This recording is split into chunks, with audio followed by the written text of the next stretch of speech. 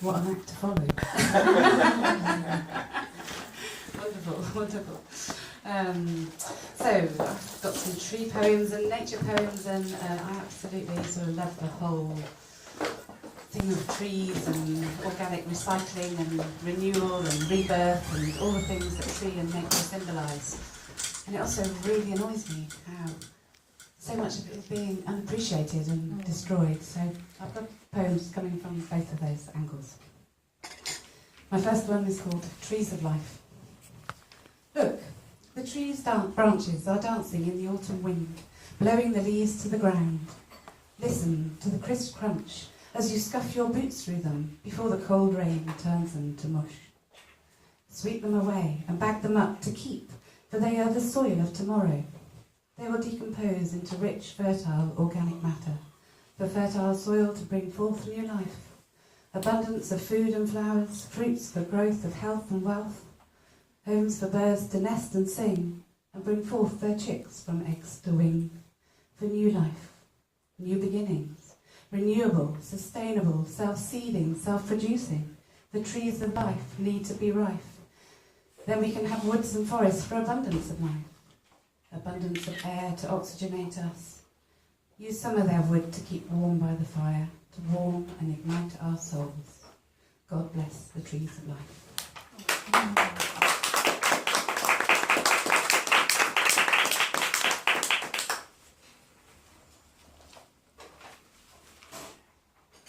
Okay, this is one that looks at genetic modification in the seeds.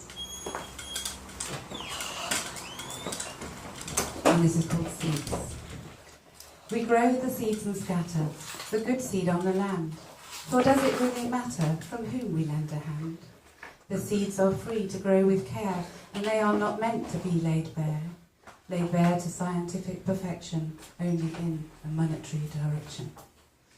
A direction that is not good for trees, a direction that maybe even kills bees.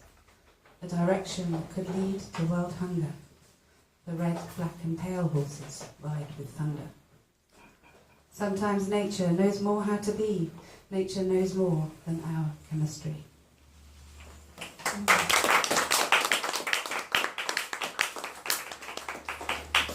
And another one on genetic modification. Who likes growing daffodils and bulbs and tulips and all of those things? Yeah. How many of them do you see coming through year after year with flowers?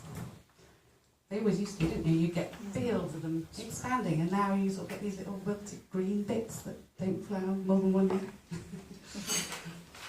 I'm sure they've been genetically modified, so you have to buy a new bulb every year.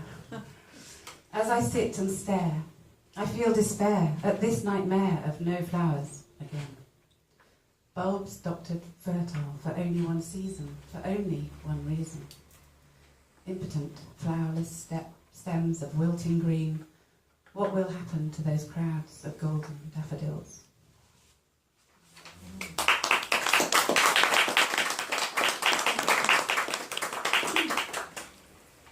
And this one I'll take you back to the Garden of Eden, of how we've got a wonderful planet, a beautiful world, and all we have to do is cultivate it and look after it. So this was inspired by a picture of Efo Davis's exhibition.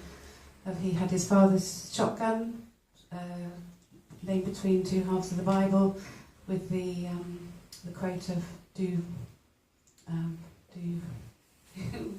beat your ploughs into ploughshares and your swords into, anyway, all about peace and that.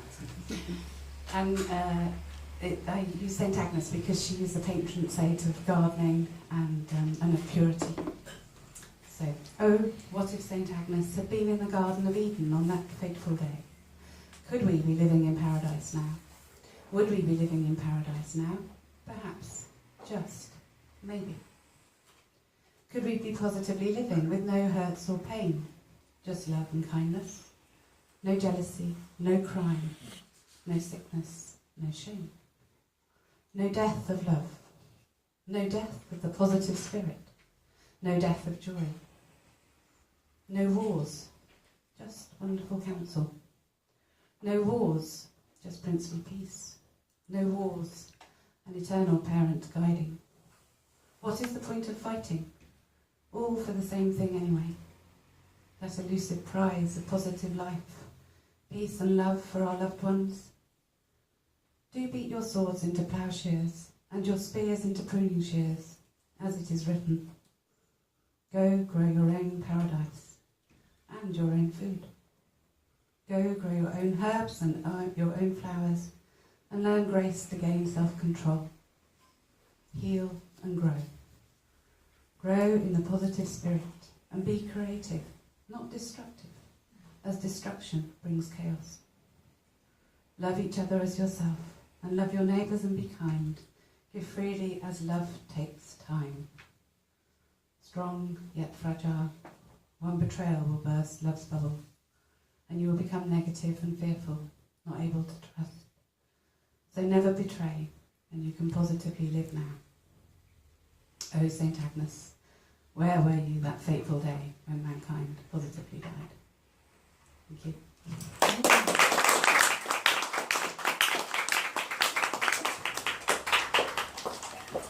Thank you, Fran Smith. And last, Amanda Rackstraw. Rackstraw. Thank you. Rackstraw. I'm a bit trapped. You're a bit trapped.